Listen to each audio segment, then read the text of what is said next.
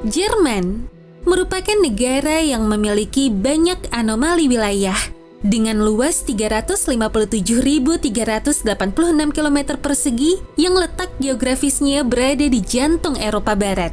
Berbatasan langsung dengan 9 negara, di sebelah barat berbatasan dengan Belanda, Belgia, Luxembourg, dan Perancis. Di sebelah selatan berbatasan dengan Switzerland dan Austria. Di sebelah timur berbatasan dengan Ceko dan Polandia, dan di sebelah utaranya berbatasan dengan Denmark. Apabila tetangga di seberang Laut Baltik juga dihitung, maka Jerman juga bertetangga dengan Swedia. Lantas, gimana keadaan dan kondisi Jerman jika dilihat dari letak geografisnya? Mari kita bahas lebih jauh.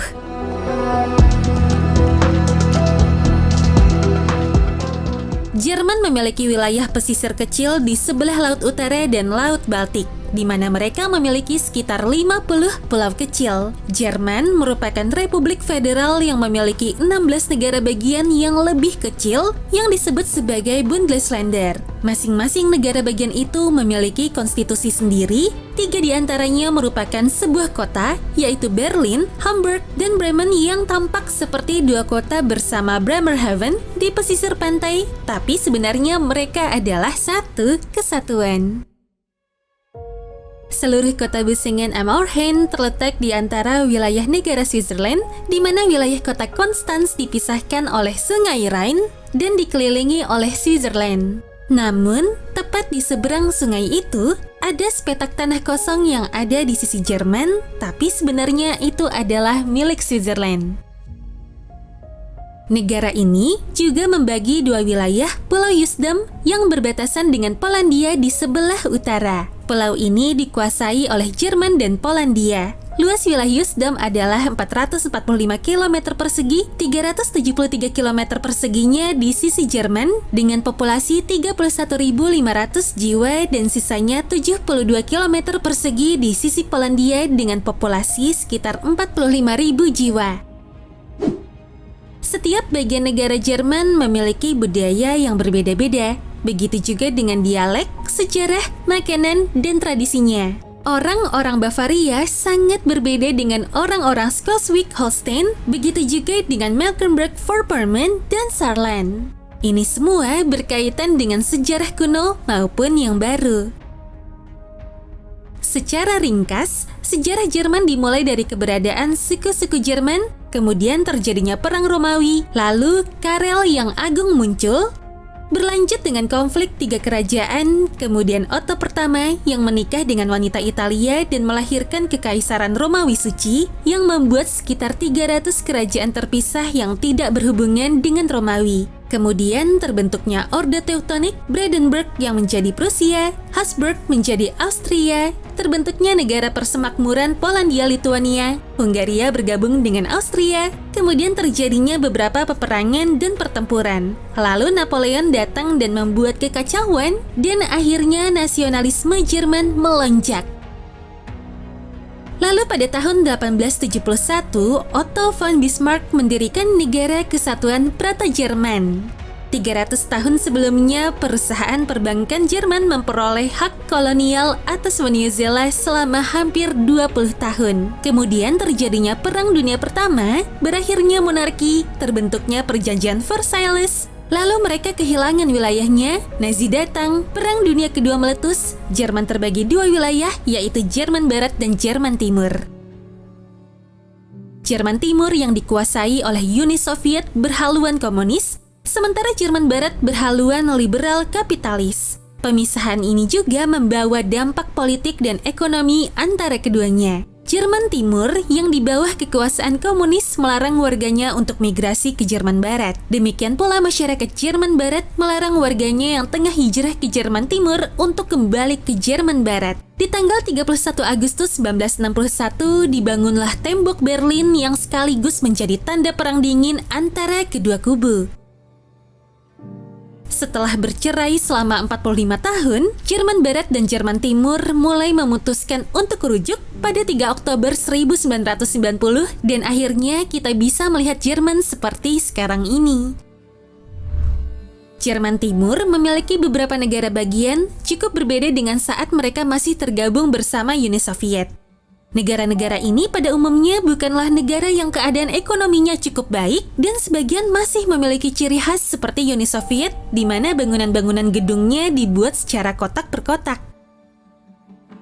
Kota Berlin terbagi menjadi dua. Sisi sebelah baratnya merupakan daerah Jerman Barat yang hanya bisa diakses dengan kereta dan jalan raya. Kamu juga bisa melihat wilayah yang terpisah ini dari gambar satelit. Berlin Timur masih menggunakan lampu bohlam yang berwarna kekuningan, sementara Berlin Barat menggunakan lampu bohlam berwarna putih terang.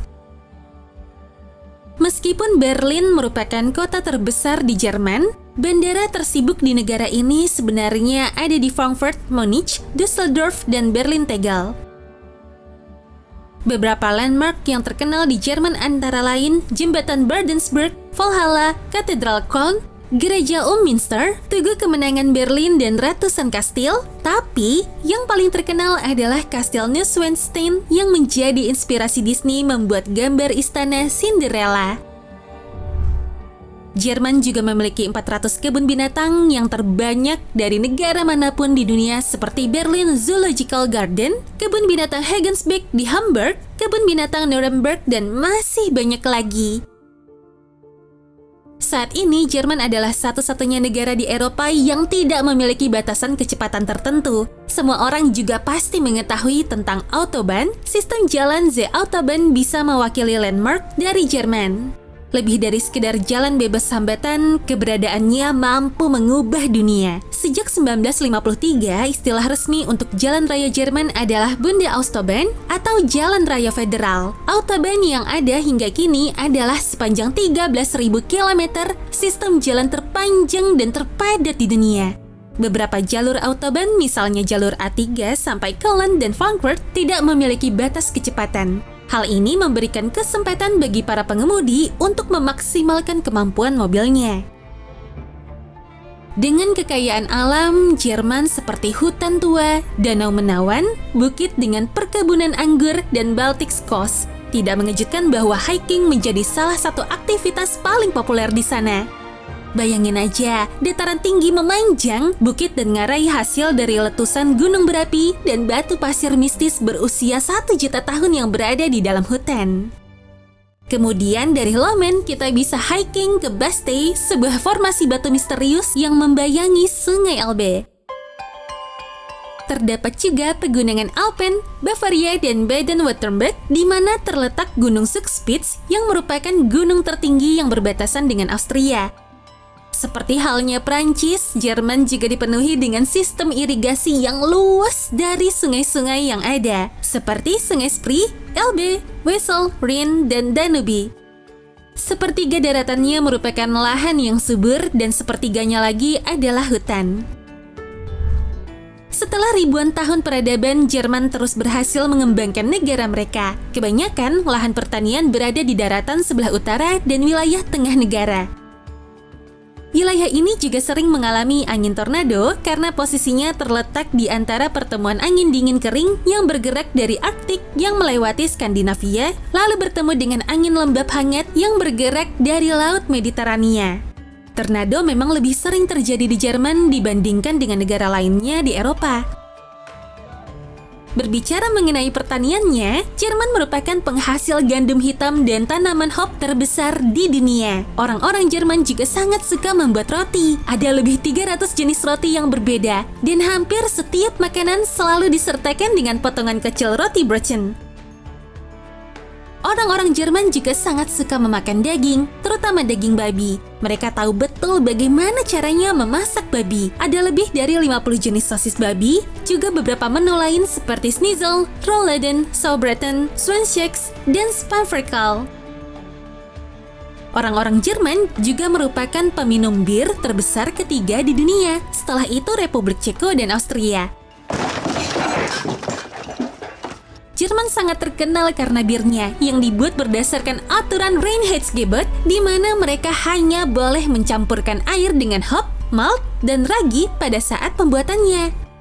ada sekitar 1.300 produsen bir yang menghasilkan lebih dari 50 merek bir. Yang paling tua dan terus menghasilkan bir adalah Weihenstephan, yang diawali oleh biarawan Benedictus pada tahun 1040 sebelum Masehi. Pemerintah Jerman juga sangat memperhatikan lingkungan dan selama 2 dekade terakhir selalu menjadi bagian dari revolusi hijau. Saat ini mereka memiliki pembangkit listrik tenaga surya terbesar dan infrastruktur hijau selalu diterapkan dalam kehidupan sehari-hari. Seperti misalnya turbin dan panel surya yang selalu dipasang di rumah. Hutan mendominasi wilayah Jerman bagian selatan di mana lanskapnya semakin berbukit dan menggunung. Hutan yang paling terkenal adalah Black Forest atau Schwarzwald yang ada di Baden-Württemberg. Hewan seperti rusa, beruang, babi hutan, rubah, luwak, dan elang yang menjadi hewan nasional bisa ditemui di seluruh wilayah hutan ini. Selain itu, dalam hal perekonomiannya, Jerman dikenal sebagai hasil industri mereka yang luar biasa. Beberapa perusahaan besar yang sering kita dengar namanya antara lain Volkswagen, BMW, Mercedes-Benz, Porsche, Audi, Telekom, Nivea, DHL, Bosch, dan lain-lain. Sekarang kita akan membahas demografinya ya. Jerman memiliki populasi sekitar 83,2 juta penduduk, merupakan negara dengan populasi terbesar di Uni Eropa dan ketiga di Eropa setelah Rusia dan Turki. Pendapatan per kapita mereka juga terbesar keempat di dunia di bawah Jepang. 80% penduduknya merupakan etnis Jerman, 12% etnis Eropa seperti Polandia, Italia, Belanda, dan yang lainnya, 3,5%-nya adalah etnis Turki, 2% Asia, dan sisanya merupakan etnis lain seperti Afrika dan Amerika. Dengan mata uang euro, Jerman adalah negara dengan perekonomian terkuat di Uni Eropa dan menjadi bagian dari 16% populasi Uni Eropa. Negara ini merupakan negara terbesar ketiga di dunia dalam ekspor dan impor. Setelah Amerika, Jerman juga merupakan negara kedua tujuan migrasi paling populer di dunia.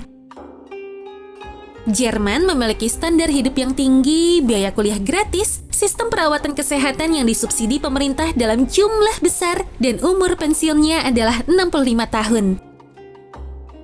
Jika kita membahas bagaimana bahasa yang digunakan, ini akan sedikit rumit karena setiap negara bagian memiliki jenis bahasa Jerman yang berbeda. Piagam Hak Asasi Uni Eropa melindungi bahasa minoritas seperti bahasa Frisia, bahasa Denmark, bahasa Romani, bahasa Serbia, dan bahasa Jerman Hilir yang biasa digunakan oleh orang-orang Amish dan Mennonite. Dalam pembagian wilayahnya, Jerman terbagi menjadi 5 daerah budaya, yaitu Rhineland, Jerman Timur dan Tengah, Jerman Utara, Baden-Württemberg, dan Bavaria. Rhineland berada di sebelah barat dan memiliki kebudayaan yang dipengaruhi oleh Prancis, lebih Katolik, dan perayaan karnaval sering diadakan secara besar-besaran di sini.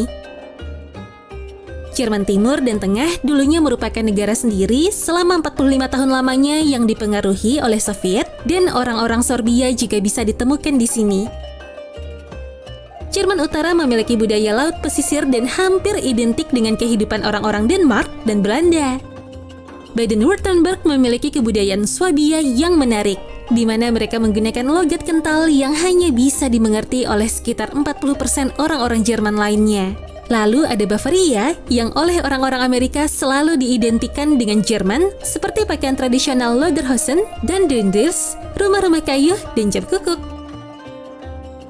Agama di Jerman pun sangat beragam, meskipun kebanyakan orang Jerman mengatakan bahwa agama tidak memiliki arti penting dalam kehidupan mereka. Agama Kristen adalah agama yang paling dominan di Jerman. Total sekitar 55% pemeluk agama Kristen dari berbagai denominasi terdapat di Jerman. Diperkirakan 3,3% penduduk Jerman adalah penganut Kristen Ortodoks. Tidak beragama atau ateis sekitar 37,7%, Islam 6,5%, penganut agama Yudaisme, Buddha, dan Hindu kurang dari 1%, penganut Ortodoks yaitu Gereja Ortodoks Timur 1,9%, dan Gereja Ortodoks Oriental 1,5%, agama lain 0,8%. Orang-orang Jerman memiliki rasa nasionalisme yang rendah, kecuali dalam pertandingan sepak bola di mana kita bisa melihat semua orang memegang bendera negara. Jerman juga berhasil mengambil langkah besar untuk bangkit dari masa lalu. Bendera Nazi dan buku karangan Adolf Hitler dilarang keras untuk dimiliki di Jerman. Mereka bahkan memiliki aturan yang disebut Flugverhetzung, yang artinya siapapun dilarang berbicara tak pantas dengan menyangkal kekejaman masa lalu.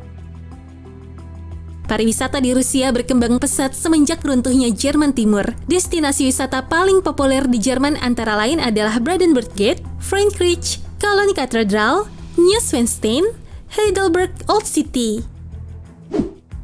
Sekarang kita lanjut dengan hubungan internasional Jerman dengan negara-negara lainnya di dunia ya. Jerman juga menjadi anggota G20, yaitu kelompok negara dengan perekonomian besar yang terdiri dari 19 negara dan Uni Eropa. Namun, satu hal yang terbaik yang dilakukan oleh Jerman adalah diplomasinya. Sampai hari ini, pemegang paspor Jerman bisa mengunjungi 189 negara tanpa visa, mengalahkan Swedia. Dalam hubungan diplomatik, Jerman tahu betul bagaimana caranya berteman. Mereka memiliki lebih dari 220 misi diplomatik di luar negeri dan lebih dari 350 konsulat asing, serta memiliki posisi yang sangat penting dalam otoritas Uni Eropa. Sahabat terdekat Jerman di Afrika adalah Namibia. Sebagai negara bekas koloni Jerman di abad ke-19, Namibia tetap menjalin hubungan dengan Jerman dan sampai saat ini bahasa Jerman masih menjadi bahasa yang diakui di Namibia. Jerman selalu memberi dukungan secara ekonomi dan ideologi bagi negara itu selama ratusan tahun. Sedangkan India dan Korea Selatan juga merupakan negara di Asia yang sangat dekat dengan Jerman. India memberikan dukungan pada Jerman Barat dan Timur selama periode Perang Dingin. Dan hubungan Jerman dengan Korea Selatan ibarat Jepang dengan Prancis. Mereka selalu mendukung satu sama lain, terutama dalam bidang industri otomotif. Banyak orang-orang Korea Selatan yang dikirim ke Jerman untuk bekerja dan belajar setelah terjadinya Perang Korea, dan orang-orang Jerman sangat tertarik untuk mengunjungi Korea Selatan. Sementara itu, Amerika Serikat merupakan sekutu terdekat mereka di luar Uni Eropa. Setelah berhasilnya Perang Dunia Kedua, bantuan Amerika Serikat dikirimkan untuk membantu Jerman bangkit, yang kemudian berhasil membantu pemulihan ekonomi mereka. Jerman juga menjadi sosok terbentuknya negara Israel setelah Perang Dunia Kedua yang setelah terjadinya peristiwa Holocaust, yaitu persekusi dan pembantaian terhadap 6 juta orang Yahudi oleh rezim Nazi, membuat Jerman memiliki kewajiban untuk menghidupkan kembali komunitas Yahudi di negaranya. Turki sepertinya menjadi sekutu terdekat Jerman dari Timur Tengah karena menjadi penyumbang demografi Asia terbesar di negara itu. Sekilas hubungan bilateral Indonesia dan Jerman di sektor perdagangan. Jerman merupakan salah satu mitra dagang utama bagi Indonesia. Produk-produk ekspor unggulan Indonesia ke Jerman antara lain adalah minyak kelapa sawit, alas kaki, peralatan elektronik, pakaian dan aksesoris pakaian, karet dan produk dari karet, mesin-mesin mekanik, kopi, teh dan rempah-rempah, alat fotografi, kayu, dan mebel. Sementara produk ekspor Jerman ke Indonesia umumnya adalah barang manufaktur seperti kendaraan bermotor, kendaraan pengangkut, mesin untuk industri yang memproduksi produk plastik, packaging, peralatan, perkapalan, peralatan komunikasi, bahan kimia, peralatan laboratorium, dan produk metal. Jerman juga berteman baik dengan negara-negara tetangganya. Dalam waktu yang cukup singkat itu, mereka telah melalui beberapa peristiwa sejarah revolusi dunia. Dan pada akhirnya mereka bangkit dan bekerja keras untuk mencari cara agar menjadi sebuah negara adidaya di dunia. Kamu tahu, logika membawamu dari A sampai Z, sedangkan imajinasi dapat membawamu ke semua tempat. Dan disinilah kamu bisa menemukan apapun di dalam planet ini. Seperti biasa, jika kamu ingin aku membahasnya, silakan tulis di kolom komentar ya. Sampai jumpa lagi di video selanjutnya. Bye-bye. Leave a little note and we'll drive real far. Let's get out, we can leave this city. Let's drive to the open air. Yeah, the countryside is so pretty.